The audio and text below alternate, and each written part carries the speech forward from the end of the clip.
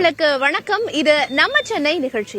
என்னடா நம்ம சென்னை அப்படின்னு சொல்லிட்டு ஊட்டி கொடைக்கானல் இந்த பொண்ணு சுத்திட்டு இருக்கு அப்படின்னு நீங்க நினைக்கிறதுக்கான வாய்ப்பு இருக்கு. ஆனா நம்ம ஊட்டி கொடைக்கானல்லாம் இல்லங்க, நம்ம சென்னையில இருக்கிற ஒரு ஸ்பாட்ல தான் இருக்கும். நான் இப்ப எங்க இருக்கேன்னா அப்படின்னு கண்டிப்பா சொல்ல மாட்டேன். அதுல ஒரு குட்டி சர்ப்ரைஸ் இருக்கு, அதை நான் பின்னாடி ரிவீல் பண்றேன். இப்ப நம்ம ஷோக்கு போறதுக்கு முன்னாடி யூசுவலா பாப்போம் இல்லையா, சென்னையோட ஸ்பெஷல் எல்லாம் என்ன அப்படிங்கறத ஒரு வீடியோவா உங்களுக்காக ரெடி பண்ணி வச்சிருக்கோம். அந்த வீடியோவை பார்த்துட்டு நம்ம ஷோக்குள்ள போலாம். சென்னை பட்டணம் இல்ல இல்ல, மெட்ராஸ் இல்ல இல்ல, சென்னை.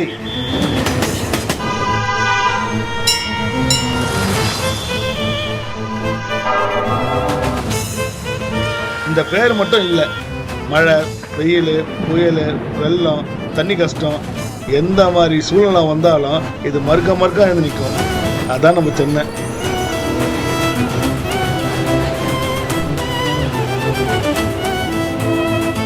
இங்கே பஞ்சாபையோட வந்தவங்கள அரசியல்வாதி, சினிமாக்காரன், ஆட்டோக்காரன், பிஸ்னஸ்மேனு, ஐடி எம்ப்ளாயின்னு வசத்தம். ஆமாங்க, வந்தவனை எல்லாம் வாழ வைக்கும். அதான் நம்ம சென்னை. இங்கே சினிமா பிடிச்சவனுக்கு கோடம்பாக்கம், ஃப்ளைட்டு பிடிக்கணுமா மீனம்பாக்கம். இங்கே அப்பார்ட்மெண்ட்டுக்கு ஈசிஆர், ஆஃபீஸுக்கு ஓஎம்ஆர், ஷாப்பிங்க்கு டி நகர், வீக்கெண்டுக்கு அண்ணா நகர், பீச்சுக்கு பெசர் நகர். ஜாதி, மதம், நிறம் இது எதுவுமே இல்லாம வீசுற ஒரே மண் வாசனை நம்ம சென்னை.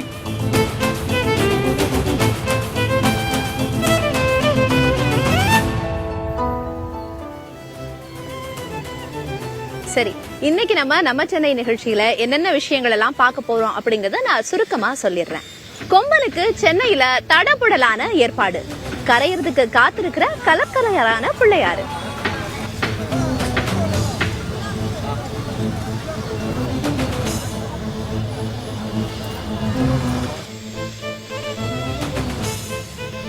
வெற்றிகரமா முடிஞ்ச பயிற்சி முகாம், கண்கவர் சாகசம், போர் ஒத்திகைன்னு அசத்திய துடிப்பான ராணுவ வீரர்கள்.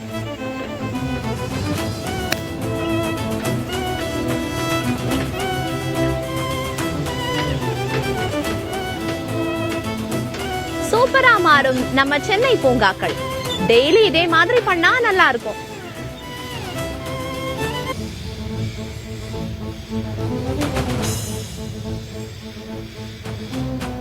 டிராபிக் சிக்னல்ல வண்டிய முறுக்காதீங்க, அப்படி பண்ணா ரெட் லைட் மட்டும் தான் எரியுமா.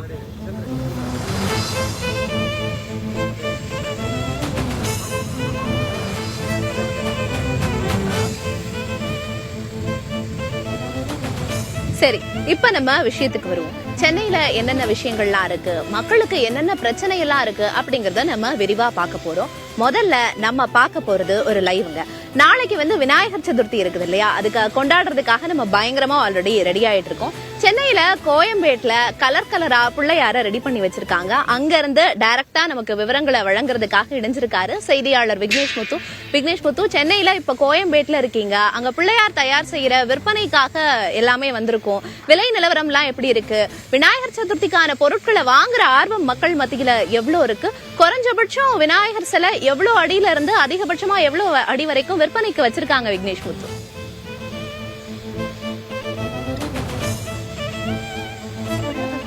சென்னை என்ற கொண்டாட்டம், சென்னையில எப்பொழுதும் ஒவ்வொரு பண்டிகையையும் உற்சாகமாக கொண்டாடுவாங்க. அந்த வகையில நாளைய தினம் விநாயகர் சதுர்த்தி இந்தியா முழுவதும் களை கட்ட இருக்கிறது. ஏன்னா நாளைக்கு தான் விநாயகர் சிலையை ஒவ்வொருவரும் தங்களுடைய இல்லங்கள், பொது இடங்கள்ல வைத்து வழிபடுவாங்க.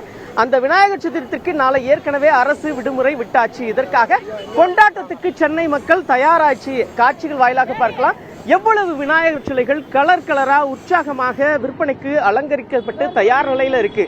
விநாயகர் சதுர்த்தினா வெறும் விநாயகர் சிலை மட்டுமில்லங்க, அவருக்கு பிடிச்ச தின்பண்டங்கள், அதாவது ஆப்பிள், ஆரஞ்சு, மாதுளை மற்றும் பல்வேறு வகையான பழங்களை விநாயகருக்கு வைத்து வழிபடுவதற்கு சென்னை மக்கள் தயாராக இருக்கிறாங்க. அதற்காக விற்பனைக்கும் ஏராளமான பழங்கள், மிக முக்கியமாக அவருக்கு பிடிச்ச விளாம்பழம், மாதுளம்பழம், ஏராளமான பழம், அவருக்கு அவருடைய வணங்குவதற்கு வழிபடக்கூடிய எருக்கும் பூவாலான மாலை, தோரணம், உள்ளிட்ட அவரை படையிலிட்டு வழிபடுவதற்கான அந்த கருப்பு சுண்டல் உள்ளிட்டவர்களின் விற்பனை சென்னை கோயம்பேட்டில் களை கட்டிட்டு இருக்கு. ஏராளமான பொருட்கள் ஒரு கூறு கூறா வச்சு தட்டு 50 ரூபாய் முதல் 100 ரூபாய் வரை விற்பனை செய்யப்படுகிறது.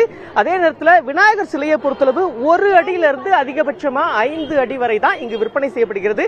100 ரூபாயிலிருந்து அதிகபட்சமா 500 ரூபாய் வரைக்கும் தான் இங்க விற்பனைக்காக வச்சிருக்காங்க.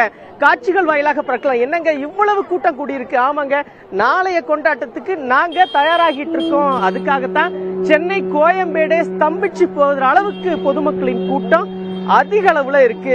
இது சம்பந்தமா நாம தற்பொழுது விற்பனையாளர் ஒருவர் இருக்காரு. வியாபாரம் எப்படி களை கட்டுதா கேட்கலாம். சார் வணக்கம் சார். நாளைக்கு விநாயகர் சதுர்த்தி, விற்பனை எப்படி போயிட்டு இருக்கு? ரேட் எவ்வளவு சார்? நல்லா போய்ங்க சார். நல்லா அமோகமா இருக்கு வியாபாரம். கூட்டமும் நல்லா வருது. நல்லா விலைவாசி தான் கொஞ்சம் போன வருஷத்தோட இந்த வருஷம் கொஞ்சம் கூட இருக்கு. நல்லா இருக்கு சார், வியாபாரம் நல்லா இருக்கு. இந்த இது இப்ப நாளைக்கு வரைக்கும் விற்பீங்களா? இந்த வாட்டி மழை இல்லனாலே ஒரு வியாபாரம் நல்லா இருக்குங்களா? அப்படியே சார் இந்த மழை இல்ல, நல்லா இருக்கு சார் வியாபாரம். போன வருஷம் கொஞ்சம் மழை இருந்து வியாபாரம் ரொம்ப கெட்டு போச்சு. இந்த வருஷம் நல்லா இருக்கு சார், வியாபாரம் நல்லா இருக்கு, எந்த குறையும் இல்ல. கூட்டம் பாக்கீங்களா? எப்படி இருக்கு? கூட்டம் நல்ல கூட்டம் சார். நைட்டு 24 வருஷம் கூட்டம் வந்து தான் இருக்கு. கூட்டம் வராமலாம் இல்ல, எந்த நேரமும் கூட்டம் வந்து. நைட்டுக்கும் பாருங்க, நைட்டு கூட்டம் ஜாஸ்தியா இருக்கும். பகலோட நைட்டு தான் கூட்டம் அதிகமா இருக்கு. இது என்ன இப்ப இதுல என்ன எதுக்காக சார்? இது எல்லாம் விநாயகர் படையல் போறது சார். மொத்தம் நம்ம கிட்ட 12 வகை இது ஐட்டம் இருக்கு. இந்த ஆப்பிள், ஆரஞ்சு, மாதுளை, சாத்துக்குடி இது எல்லாமே போடுவோம். மொத்தத்துல வந்து நம்ம வந்து இது 100 ரூபாய் போடுறோம் சார் செட்டு. ஆமா, ஒரு செட்டு அப்படி 100 ரூபாய் செட்டு. விநாயகர் செட்டு 100 ரூபாய் சார் ஒரு செட்டு. நன்றிண்ணா உங்களுடைய பதில்களுக்கு. நேரடியாக நாம கேட்டறிஞ்சோம். அதே சார், விற்பனை எப்படி போயிட்டு இருக்கு சார்? நீங்க என்ன உங்களுடைய வீட்டுக்கு வாங்க வந்து? புறட்டூர்ல இருந்து எல்லா பொருளும் விநாயகருக்காண்டி வாங்குறேன். இங்க எல்லா பொருளும் கிடைக்கிறது, விலை கூடுதலா இருந்தாலும். ஆனா இங்க போக்குவரத்து நெருக்கடி ரொம்ப மிகுதியா இருக்கு. அதை கொஞ்சம் கட்டுப்படுத்தினா நல்லா இருக்கும். சாமான் பொருள் வாங்க வரதுக்கே ரொம்ப நேரம் ஆகுது, இங்க இருந்து போறதுக்கும் ரொம்ப நேரம் ஆகுது. ஒரே இடத்துல எல்லாம் கிடைக்கிறது சந்தோஷமா இருக்குது. ஒரே இடத்துல எல்லாம் கிடைக்கும், அது ரொம்ப நன்றி பாராட்டுக்குரியது. இருந்தாலும் போக்குவரத்து சீர்படுத்துறதும் எல்லா இடமும் ஒரே கும்பலா இருக்கிறதுனால வாங்குறதுல கொஞ்சம் நெருக்கடியா இருக்கு. காவல்துறை கொஞ்சம் ஹெல்ப் பண்ணினாங்கன்னா நல்லா இருக்கும். வாழ்க்கை வளமுடன். நாம் நேரடியாக கேட்டு தெரிஞ்சோம். எந்த வருஷமும் இல்லாத அளவுக்கு நம்ம கோயம்பேடுல விநாயகர் சதுர்த்தி பொருட்களுக்கான விற்பனை களை கட்டிட்டு வருது. மாலை, தோரணம், பழங்கள், ஏராளமான பொருட்கள் அடுத்தடுத்து விற்பனை செய்யப்படுகிறது. ஆனாலும் அவங்க சொன்ன மாதிரி ஒரு பக்கம் போக்குவரத்து நெரிசல் இருக்குதான் செய்து. கோயம்பேட்டுக்கு வரக்கூடிய மக்கள் பார்த்து வாங்க. போக்குவரத்து போலீசார் குவிக்கப்பட்டு அவ்வப்போது டிராபிக் பெரிய அளவுல ஏற்படாத வண்ணம் ஒரு பார்த்துட்டு இருக்காங்க. இந்த விற்பனை வந்து நாளை மாலை வரை விற்பனை செய்யப்படும் என்று வியாபாரிகள் தெரிவிக்காங்க. பிரியதர்ஷினி, நிச்சயமா சென்னைனாலே கொண்டாட்டம் தான். அதுவும் பண்டிகை காலம் அப்படின்னா நிச்சயமா சொல்லவே வேண்டாம். எந்த அளவுக்கு மக்கள் தயாராகிட்டு வர்றாங்க அப்படிங்கிற விவரங்களை களத்துல இருந்து சொன்னீங்க. நன்றி விக்னேஷ் முத்து. அடுத்ததாக சென்னை பரங்கிமலையில இருக்கிற ஒரு ராணுவ பயிற்சி அகாடமியில 118 வீரர்கள் தங்களோட ட்ரைனிங்க முடிச்சிருக்காங்க. ட்ரைனிங் முடிச்சது மட்டும் இல்லாம ட்ரைனிங்க முடிச்ச கையோட அவங்க மிடுக்கான அணிவகுப்பையும் நடத்தி காட்டியிருக்காங்க. அது எப்படி இருந்துச்சுன்னு நம்மளும் இப்ப பாக்கலாமா?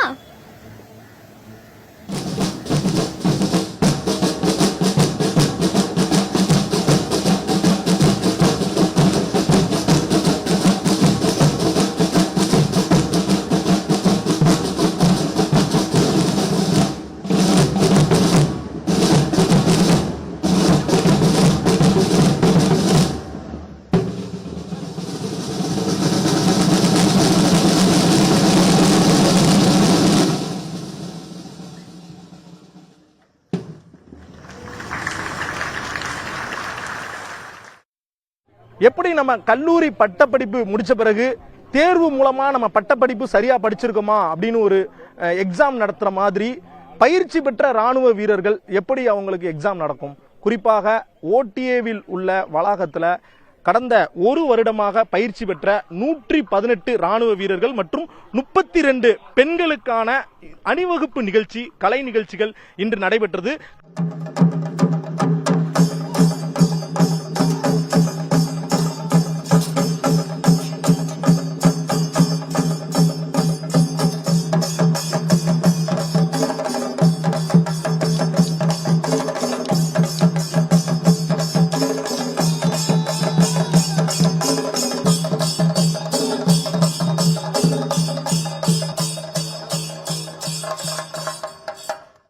சுமார் 350 ஏக்கருக்கு மேல இருக்கக்கூடிய இந்த வளாகத்துல இந்திய ராணுவத்துல சிப்பாய்கள் கிடையாது, அதற்கு மேல உள்ள பொசிஷன்ல இருக்கக்கூடிய லெப்டினன்ட், மேஜர், கர்னல் போன்றவர்கள் இங்குதான் உருவாக்கப்படுகிறார்கள். அவர்களுடைய பயிற்சி வகுப்புகள் முடிவடைந்து அவற்றை மக்கள் முன்னாகவும் அவர்களுடைய உயர் அதிகாரிகள் முன்னாகவும் வெளிப்படுத்தும் ஒரு சாகச நிகழ்ச்சி இன்றைக்கு நடைபெற்றது. குறிப்பாக இந்திய ராணுவ வீரர்கள் எல்லைப்புற பகுதிகளில் என்ன மாதிரி ஸ்ட்ராட்டஜி யூஸ் பண்ணணும், துப்பாக்கி எந்த மாதிரி பயன்படுத்தணும், ஒரு சிக்கலான ஒரு நேரத்தில் எதிரி நாட்டு படையினரை எப்படி எதிர்கொள்ள வேண்டும், மேலும் தீ பற்றினால் அதிலிருந்து தப்பிக்கிறது எப்படி, புகை ஏற்பட்டால் அதிலிருந்து தப்பிக்கிறது எப்படி, மேலும் நம்ம இந்திய நாட்டினுடைய கலாச்சார சில சாகச நிகழ்ச்சிகள் குறிப்பாக களரி போன்றவையும் நடைபெற்றது. கடந்த ஒரு வருடமாக பயிற்சி எடுத்ததன் விளைவாக தற்போது ராணுவ வீரர்கள் அவர்களுடைய அந்த சாகச நிகழ்ச்சியை தற்போது வெளிப்படுத்தினார்கள். வெளிப்படுத்தி சிறப்பாக பயிற்சி மேற்கொண்ட ராணுவ வீரர்களுக்கு பரிசு பொருட்களும் வழங்கப்பட்டன.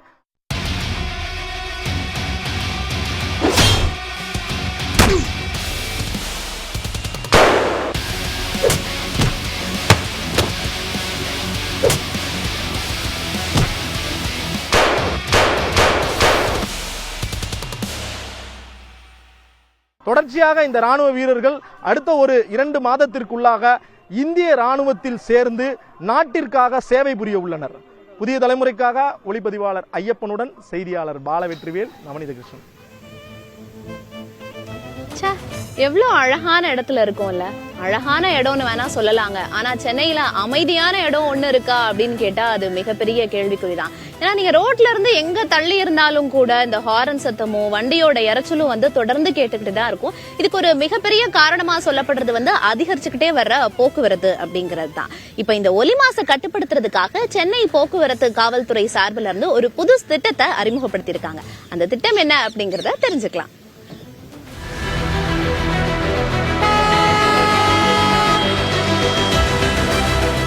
நம்ம சென்னையில ஏறக்குறைய 1 கோடி பேர் வசிக்கிறாங்க. மக்கள் தொகை ரொம்ப அதிகமா இருக்கிறதால கட்டுக்கடங்காத போக்குவரத்து நெரிசல் உண்டாகுது.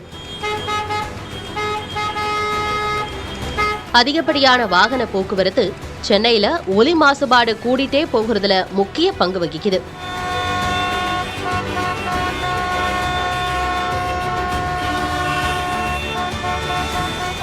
இதை குறைக்க சென்னையோட 15 மண்டலங்கள்லயும் தலா 4 சென்சார் பொருத்தி ஒலி மாசு தொடர்பான வரைபட ஆய்வு மேற்கொள்ள அரசு 50 லட்சம் ரூபாய் நிதி ஒதுக்குனாங்க.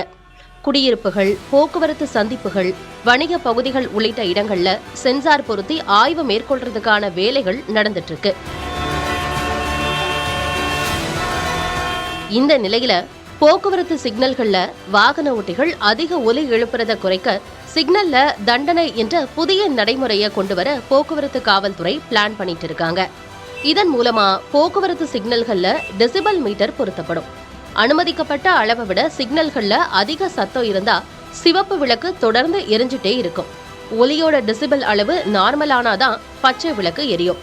அது மட்டும் இல்லாம போக்குவரத்து காவலர்களுக்கு ஏர் பிளக் வழங்கப்படும்னு தெரிவிச்சிருக்காங்க. நம்ம சென்னையில இப்ப நம்ம பார்க்க போற செக்மெண்டோட பேரு மெட்ராஸின் அட்ரஸ்.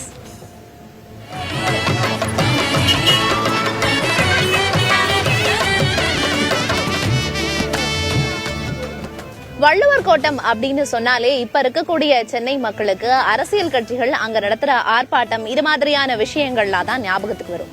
எஸ்டிடினா வரலாறு தானே அப்படின்னு சொல்ற மாதிரி இந்த இடத்துக்கு பின்னாடியும் ஒரு மிகப்பெரிய வரலாறு இருக்கு. அந்த வரலாறு என்ன அப்படிங்கறத இந்த செக்மெண்ட்ல நம்ம பார்த்து தெரிஞ்சுக்கலாம்.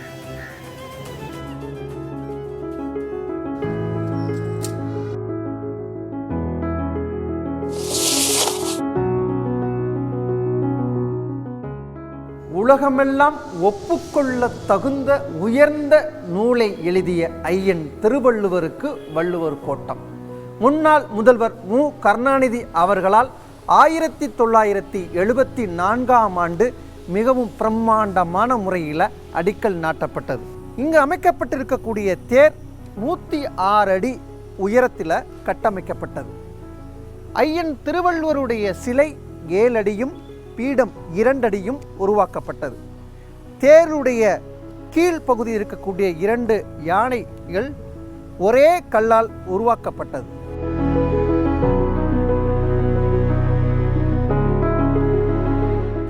ஒன்றொன்றும் பார்த்து பார்த்து அப்போது உருவாக்கிய கலைஞர் அவர்களால் வள்ளுவர் கோட்டத்தை திறக்க முடியவில்லை.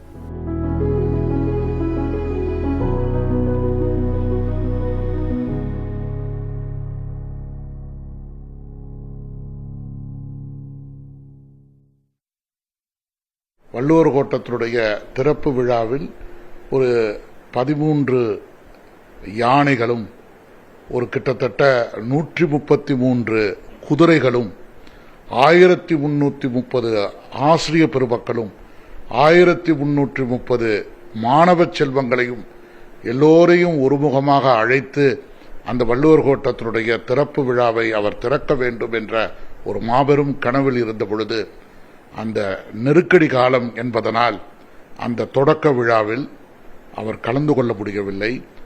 அப்போது இருந்த தமிழகத்தினுடைய ஆளுநர் கே சா அவர்கள் தலைமையில் முன்னாள் குடியரசுத் தலைவர் பக்ருதீன் அலி அகமது அவர்களால் திறந்து வைக்கப்பட்டது. பிறகு மீண்டும் தமிழ்நாடு முதலமைச்சராக வந்த கருணாநிதி அவர்கள் வள்ளுவர் கோட்டத்தில் பதவி ஏற்றுக்கொண்டு ஐயன் திருவள்ளுவருடைய வள்ளுவர் கோட்டத்திற்கு மீண்டும் ஒரு பெருமையை சேர்த்தார். தற்போது அவருடைய மகன் ஸ்டாலின் அவர்கள் முதலமைச்சராக பொறுப்பேற்ற பிறகு வள்ளுவர் கோட்டம் புதுப்பிக்க 80 கோடி ரூபாய் உருவாக்கப்பட்டு புது பொலிவு பெற்று வருகிறது.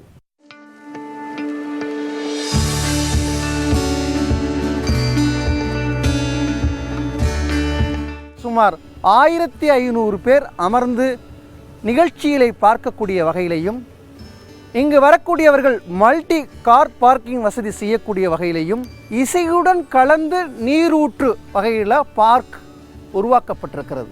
இப்படி புதிய நவீன தொழில்நுட்பத்துடன் தமிழ்நாடு பொதுப்பணித்துறை அதிகாரிகள் ஏற்பாடுகள் செய்து வருகின்றன.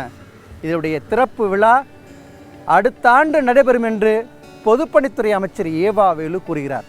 புதிய தலைமுறைக்காக ஒளிப்பதிவாளர் சந்திரனுடன் செய்தியாளர் ஆனந்தன். சென்னை மாநகராட்சியோட கட்டுப்பாட்டில் இருக்கிற 871 பூங்காக்கள்லையும் இன்னைக்கு ஒரே நாள்ல ஒரே நேரத்துல தூய்மை பணி நடந்திருக்கு. இது பத்தின விவரங்களை தான் நமக்கு சொல்ல போறாரு நம்ம செய்தியாளர் பாலவெற்றிவேல்.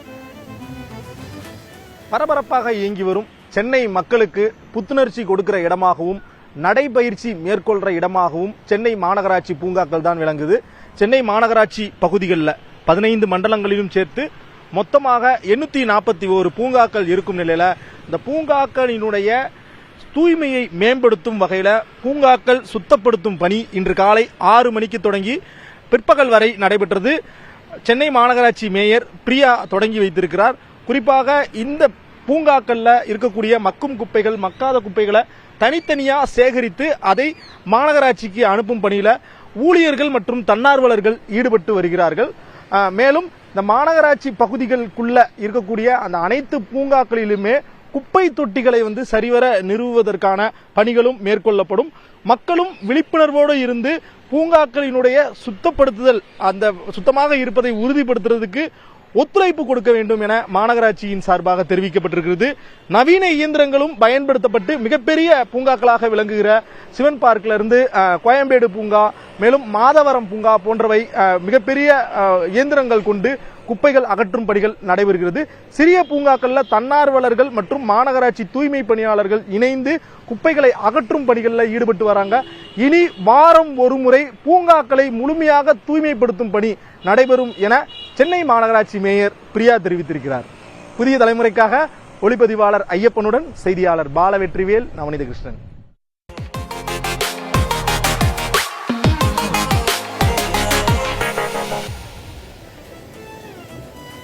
மண்டே ஆனா போதுங்க, எப்படா வீக்கெண்ட் வரும் அப்படின்னு காத்துக்கிட்டு இருப்போம். வீக்கெண்ட் வர்றது எதுக்கு? நம்ம ஊரை சுத்தி பாக்குறதுக்கு தான்.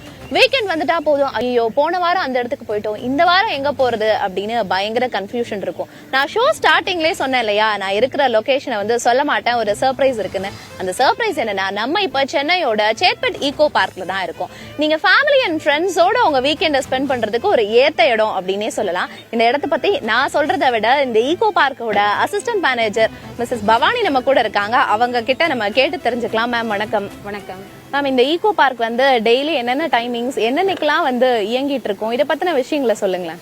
இது சென்னை ஹார்ட் ஆஃப் த சிட்டில இருக்கு. மெயினானது இது வீக்லி செவ்வாய்க்கிழமை மட்டும் லீவ் விடுறோம். இங்கே வந்து வாக்கிங் டைம் வந்து காலையில் 4:30 ஸ்டார்ட் ஆகிடுது. ஈவினிங் வாக்கிங் டைம் வந்து 4 o'clock ஸ்டார்ட் ஆகுது. உள்ள ஃபெசிலிட்டிஸ் வந்து aquarium, boating, parking, multi level car parking வசதிலாம் இருக்குது. 1.5 kilometers வாக்கிங் ஏரியா இருக்குது. கேமிங் சென்டர் இருக்குது. கெஸ்ட் ஹவுஸு, ஃபிஷ்ஷிங் பண்ணுறது, நல்ல ஹெல்த்தை மெயின்டைன் பண்ணுற சுத்தமான அந்த ஏரேஷனோட நல்ல வாட்டர் ஸ்ப்ரெட் ஏரியாலாம் இருக்குது.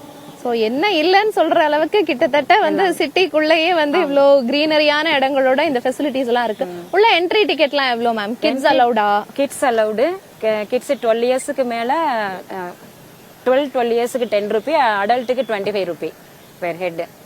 ஓகே. அது மட்டும் இல்லாம இப்ப நம்ம போட்டிங்ல இருக்கோம்.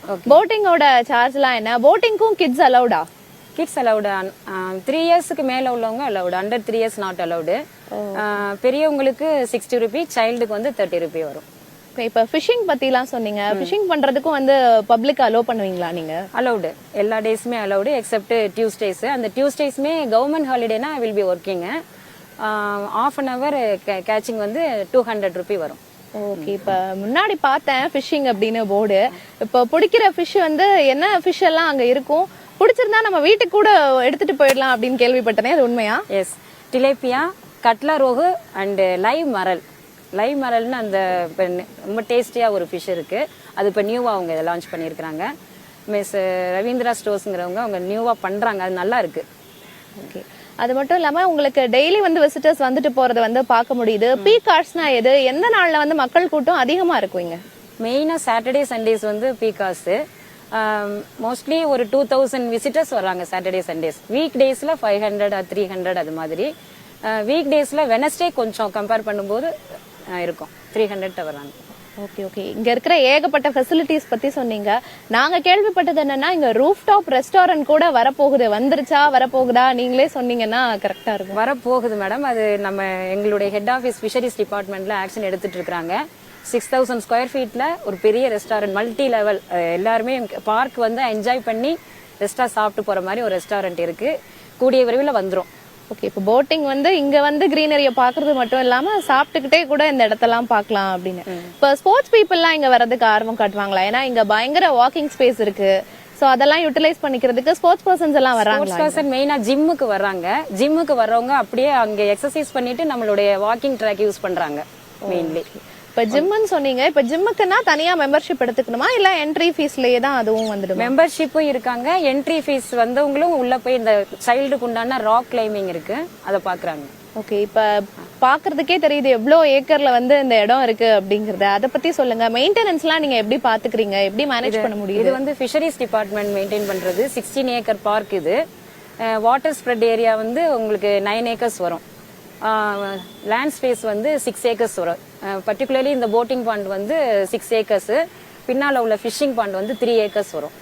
நம்ம வாக்கிங் ட்ராக் வந்து ஒரு லேண்ட்ல வந்து 7 ஏக்கர்ஸ் இருக்கு. ஓகே. இங்க 3D தியேட்டரும் நாங்க பார்த்தோம். சோ அதுல என்னென்ன ஃபெசிலிட்டிஸ் எல்லாம் அவைலபிளா இருக்கு? யாரெல்லாம் அங்க அலௌடு? என்ன மாதிரியான 3D பிக்சர்ஸ் எல்லாம் நீங்க டெலிகாஸ்ட் பண்ணுவீங்க? 3Dயோட ஃபேமிலி ஃபங்க்ஷன் அந்த ஓபன் ஸ்பேஸ்ல வந்து பண்றாங்க. 3Dல கிட்ஸ், மெயினா ஃபங்க்ஷன் பண்றவங்க, அபிஷியல் மீட்டிங் எல்லாமே கண்டக்ட் பண்றாங்க. ஓ, அபிஷியல் மீட்டிங்ஸ் கூட இங்க வந்து பெர்மிஷன் வாங்கிட்டா வரலாம். அப்புறம் வெளிய அவுட் சைட் ஃபுட் எல்லாம் இல்ல அப்படின்னு சொன்னீங்க. உள்ள ஏதாவது ரெஸ்டாரண்ட் இருக்கா? மினி கேண்டீன் இருக்கு. அவங்களுடைய ஃபுட்டு கொஞ்சம் கமர்ஷியல் பேசிஸ்ல தான் நம்ம உள்ள விட்டுருக்கிறோம். ஸோ அவங்களுக்கு வந்து சேல் இதாக கூடாது அப்படிங்கிறதுக்காக நாங்கள் அலௌட் இல்லைன்னு சொல்றோம். ஓகே. ஒரு விஷயம் இல்ல, 2 விஷயம் இல்ல, இந்த ஈகோ பார்க்ல வந்து ஏகப்பட்ட விஷயங்கள் இருக்குது அப்படிங்கறத நீங்க சொல்றதுல இருந்தே புரிஞ்சுக்க முடியுது. நேயர்களே, நீங்களும் பார்த்திருப்பீங்க. ஒரு சூப்பரான ஸ்பாட் வந்து இந்த வீக்கெண்ட உங்க ஃப்ரெண்ட்ஸ் அண்ட் ஃபேமிலியோட ஸ்பெண்ட் பண்றதுக்கு நாங்க வந்து சொல்லியிருக்கோம் அப்படின்னு நம்புறோம். At the end of the day நம்ம வந்து ஷோவோட நிறைவு பகுதிக்கு வந்துட்டோம். இந்த ஷோவை மறக்காம பார்க்கணும் அப்படின்னா Monday to Friday daily evening 4 o'clock நீங்க டிவி ஆன் பண்ணிட்டா போதும். ½ an hour எப்படி போகுது அப்படின்னே தெரியாது. சென்னையை பத்தின நிறைய சுவாரஸ்யமான விஷயங்களை நேரலையாவும் தொகுப்பாவும் சென்னையில இருக்கக்கூடிய விஷயங்களோட வரலாற்று பின்னணியோட நம்ம சொல்லிட்டு இருக்கோம். சோ மறக்காம ஷோவை மிஸ் பண்ணாம பாருங்க. அது மட்டும் இல்லாம நாளைக்கு ஷோ இருக்கும் அப்படின்னு நினைச்சு வந்துடாதீங்க. சாட்டர்டே சண்டே லீவ் இல்லையா? சோ போய் ஃப்ரீயா ரெஸ்ட் எடுத்துட்டு இந்த ஈகோ பார்க்க நல்லா சுத்தி பாருங்க. அண்டில் தென் உங்களிடம் விடைபெறுவது நான் பிரியதர்ஷினி. டாடா.